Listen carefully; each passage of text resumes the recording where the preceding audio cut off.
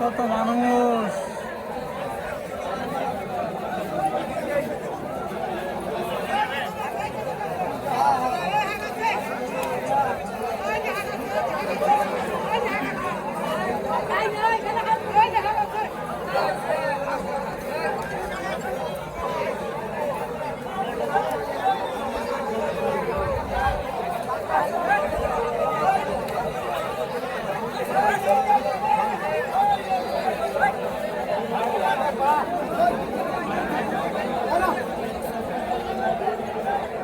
হ্যাঁ, এদিকটা 2 কিলো